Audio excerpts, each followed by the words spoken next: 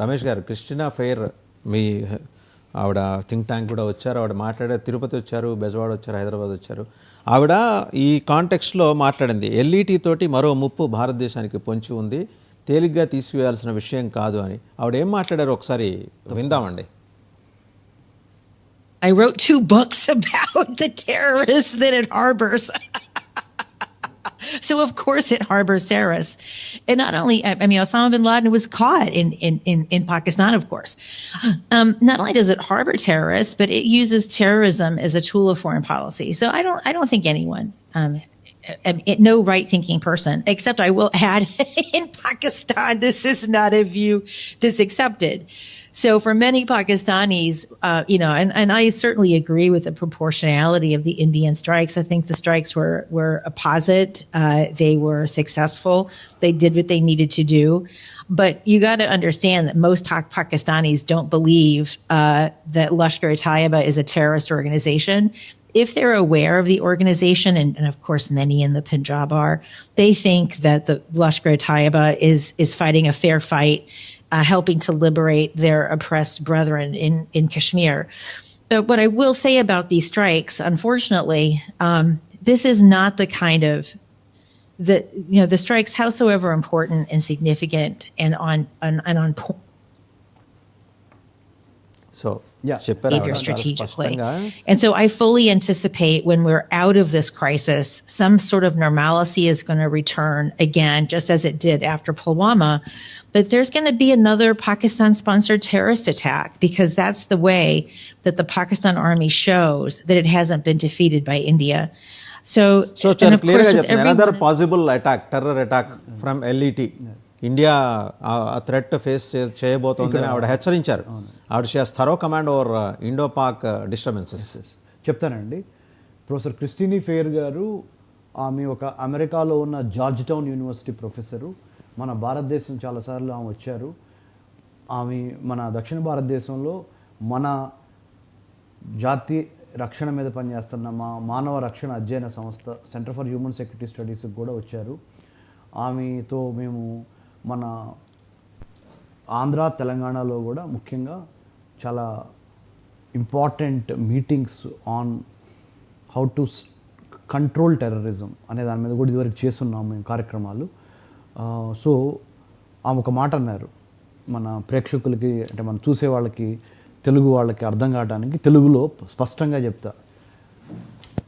పాకిస్తాను తన విదేశాంగ విధానంలో ఉగ్రవాదము అనే ఒక మతంతో కూడిన ఉగ్రవాదాన్ని వాడటము అనేది అదొక అఫీషియల్ పాలసీగా పెట్టుకున్నది.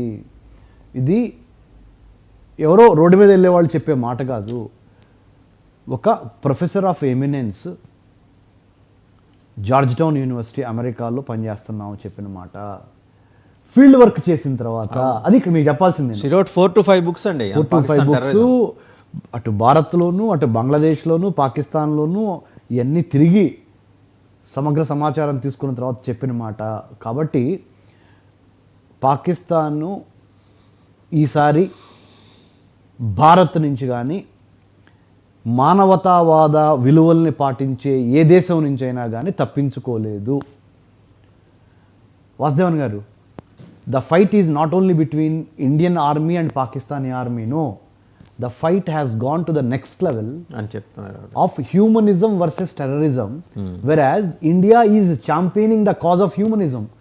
మానవతము, మానవత్వము అనే ఒక అంశాన్ని మనం భుజస్కంధాల మీద వేసుకొని ఉగ్రవాదానికి వ్యతిరేకంగా ప్రపంచంలో ఉన్న 197 దేశాల్లో 170 దేశాల వరకు భారత్కి మానవతావాదం, హ్యూమనిజానికి సపోర్ట్గా, పాకిస్తాన్కి టెర్రరిజం, ఉగ్రవాదానికి వ్యతిరేకంగా ప్రపంచంలో 197 దేశాలు ఉంటే 170 దేశాలు భారత్ వైపు ఉన్నాయి, మానవతావాదం వైపు ఉన్నాయి.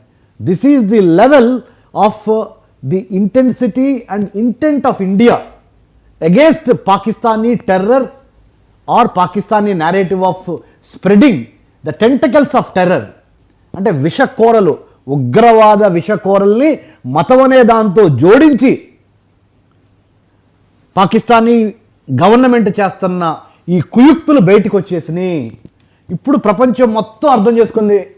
కానీ ఆవిడ అంటే కొంచెం ఆందోళనకరమైన స్టేట్మెంట్ వాట్ షీ హాస్. అవునండి, ఎల్ఈటి ఇంకా ఎల్ఈటి నుంచి ఇంకో థ్రెట్ ఉంది, పెద్ద థ్రెట్ ఉంది అని చెప్తున్నారు. అంటే ఏ కార్నర్ నుంచి ఇప్పుడు నేను just I'm trying to connect the dots.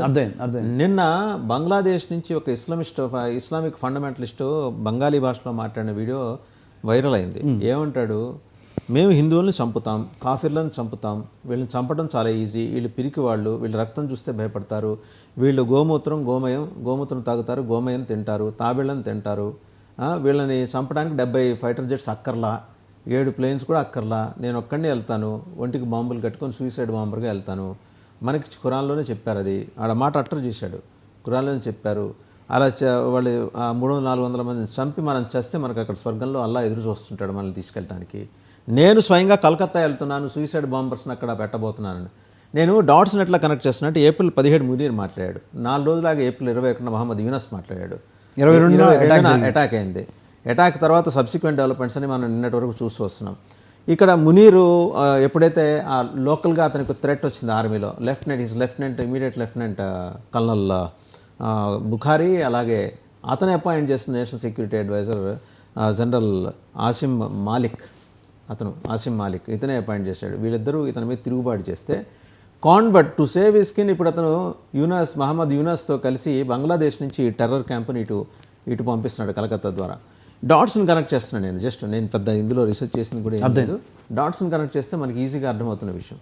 So ఈ అన్ఎక్స్పెక్టెడ్ కార్నర్ నుంచి అటాక్ జరగబోతోందని నేను ఇండికేషన్ అయిన తర్వాత నిన్న పొద్దునే ఈవిడ మాట్లాడారు ఈ విషయం, Christian affair. There is a possible major threat from the side of LET, Lashkar e Taiba. మనం అంత తేలిగ్గా తీసుకోలేమండి. మనం ఈస్ట్ కోస్ట్లోని వెస్ట్ కోస్ట్లోని యుద్ధ నౌకలను మోహరించి కూర్చున్నాం, కానీ బంగ్లాదేశ్ నుంచి చొరబడుతున్న ఇలాంటి ఫండమెంటలిస్టుల విషయంలో జాగ్రత్తగా ఉండాలి. నిన్న బంగ్లాదేశ్లో బెచ్చగాడి రూపంలో ఉన్న బంగ్లాదేశ్ ఇంటెలిజెన్స్ ఆఫీసర్ని పట్టుకున్నారు, వాడిని పట్టుకున్నారు. అలాంటి వాళ్ళు దేశం మొత్తం ఉన్నారట. వెస్ట్ బెంగాల్ జాగ్రత్తగా మనం ఉండాలి, కాపాడుకోవాలి. బెంగాల్ మనకి చాలా ఈస్ట్ కోస్ట్లో చాలా ముఖ్యమైన తీర ప్రాంతం. దీని వెనకాల ఖచ్చితంగా చైనా కూడా ఉంటుంది. ఎందుకంటే వాడికి గ్వాదర్ పోర్ట్ని ఎక్కడ మనం కొట్టేస్తామన్న భయం వాడికి ఏడ్స్ వచ్చింది కాబట్టి చైనా వాడికి. ఇదంతా ఆవిడ చెప్పిన మాటలు అంత తేలిగ్గా తీసిపారేలేమండి. 100% అండి. ఇప్పుడు లష్కర్ ఈ Taiba, the army of the pure, దాని యొక్క మీనింగ్ అని వాళ్ళు పెట్టుకున్నారు మత ఛాందసవాదులు, మూర్ఖులు. దాని యొక్క offshoot the resistance front, Pahalgam terror అటాక్స్లో వచ్చిందని వీళ్ళు క్లెయిమ్ చేసుకున్నారు. తప్పనిసరిగా మన పోర్ట్లు, మన ఎయిర్పోర్ట్లు, మన వైటల్ ఇన్స్టలేషన్స్తో పాటు మన symbolic targets, soft targets, heritage structures, అదే దట్స్ కాల్డ్ సింబాలిక్ టార్గెట్ అనమాట. Heritage structures, temple of democracy, పార్లమెంట్లు, అసెంబ్లీలు, ఇలాంటివన్నీ మనం చాలా జాగ్రత్తగా ఆన్ అవర్ టోస్ ఉన్నాము. వీటితో పాటుగా లష్కర్ ఈ తైబా అటాక్స్కి న్యూట్రలైజ్ చేయడానికి కూడా మనము 24/7 365 days అండి. ఇదేదో ఒకటే చెప్తున్నానండి వాసుదేవన్ గారు, నీ జర్క్ రియాక్షన్ లాగా ఇవాళ 22 ఏప్రిల్ జరిగిన దానికి ఇమ్మీడియట్గా రియాక్ట్ అయ్యి తర్వాత మర్చిపోయే అవకాశం లేకుండా పనిచేయాలి మనం. దయచేసి 22 ఏప్రిల్ అటాక్ని మనము మన మైండ్లో నుంచి కానీ, మన మస్తిష్కం, మన హృదయంలో నుంచి కానీ దీన్ని తీసివేయకుండా ఆన్ వార్ ఫుటింగ్ మీద దీనికి సంబంధించిన మూలాలతో సహా దీన్ని పెకిలించే వరకు నిద్రపోకుండా ఆపరేషన్ సింధూర్ అనేది మే 6, 7, 8, 9, 10 కాదు, 2025 అయ్యే వరకు ప్రతి క్షణము మనము ఉగ్రవాదాన్ని సమూలంగా నాశనం చేసే వరకు. ఎందుకంటే మనము చాలా జాగ్రత్తగా మన భారత అంతరంగిక భద్రతను కాపాడుకుంటా స్లీపర్ సెల్స్ని యాక్టివేట్ కాకుండా డీయాక్టివేట్ చేసుకోవాల్సిన గురుతర బాధ్యత ఒక్క పోలీసులదే కాదు. Please do not keep and leave everything to police. Do not leave everything to CASF, CRPF, BSF, ITBP, Assam Rifles. No,